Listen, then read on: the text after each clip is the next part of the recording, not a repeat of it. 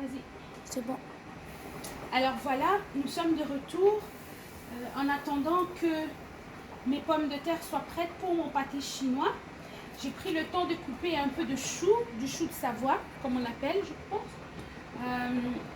Juste une partie, imaginez, on avait tout un chou.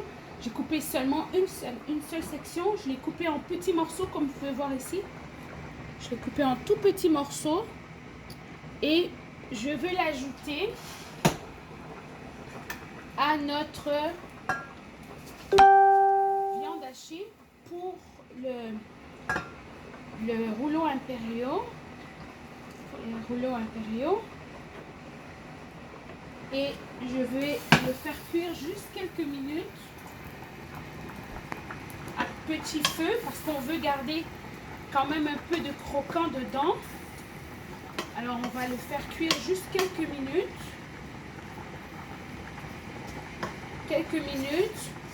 Juste que ça soit un petit peu plus tendre. Et vous savez, le chou, ça se mange aussi croquant. Donc, si vous pouvez aussi le laisser juste comme ça et le mettre directement dans votre viande. Moi, je le fais un petit peu cuire parce que mes enfants aiment moins ça quand c'est trop croquant. Et comme tout bon parent, j'ai ici du spaghetti. Ça peut être du spaghettini, peu importe les pâtes que vous voulez. Moi, j'ai celui-là au riz et quinoa. Souvent à la maison, je suis la seule à manger ce genre de choses et ils aiment plutôt les pâtes ordinaires. Alors quand j'ai une recette où je peux les mettre des produits un peu plus fins, un peu plus naturels dedans, ben j'en profite, je le glisse dedans, ils ne s'en rendent pas compte, donc ils le mangent. Donc c'est des spaghettis au quinoa et riz que je vais couper en petits morceaux dans mes pâtes. Dans ma viande, en tout petits morceaux, vous voyez, quelque chose comme ça. Je les coupe, je les casse à l'intérieur avec un peu de chaleur qu'on a ici, avec notre feu. Tout va se mélanger et ils vont être parfaitement al dente dans mon rouleau impérial. Vous pouvez aussi le faire avec juste sans les pâtes, c'est parfait aussi.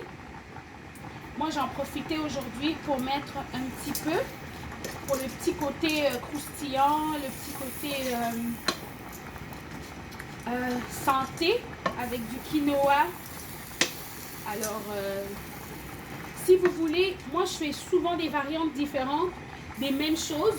Donc si jamais un jour vous avez à cœur de faire des rouleaux impériaux un peu différents, moi aussi ce que j'ajoute quelquefois, je peux ajouter là-dedans des canneberges, je peux ajouter pour un petit côté sucré salé, je peux ajouter des morceaux de canneberge, je peux ajouter séchés, déshydratés là, je peux ajouter aussi des raisins secs, vous pouvez ajouter des pêches qui sont déshydratées. Vous pouvez ajouter des fruits séchés. Vous pouvez même ajouter des noix. Et vous le faites à la fin, comme moi je fais ici. Vraiment à la fin, juste pour les faire sauter un petit peu. Et ensuite, vous pouvez les emballer. Alors, pour le pâté chinois, vous avez vu la viande que j'ai faite. Elle est ordinaire. Et je ne me suis pas cassé la tête aujourd'hui. J'ai pris du maïs en crème que je vais mettre... peut-être une boîte et demie. Vous voyez, une boîte. Vu qu'on est à la maison en confinement, il faut manger nos boîtes. Souvent, ils sont dans le frigo, tu vois, une et demie à peu près. Pour la quantité que je veux faire. Pour la quantité que j'ai envie de faire. Voilà. Et donc, pour mon pâté chinois, il ne reste que mes pommes de terre. Alors, une fois que mes pommes de terre vont être cuites dans peut-être 2-3 minutes, elles vont être... cuite al dente comme il faut. Je vais mettre l'équivalent d'à peu près la moitié de crème à l'ancienne.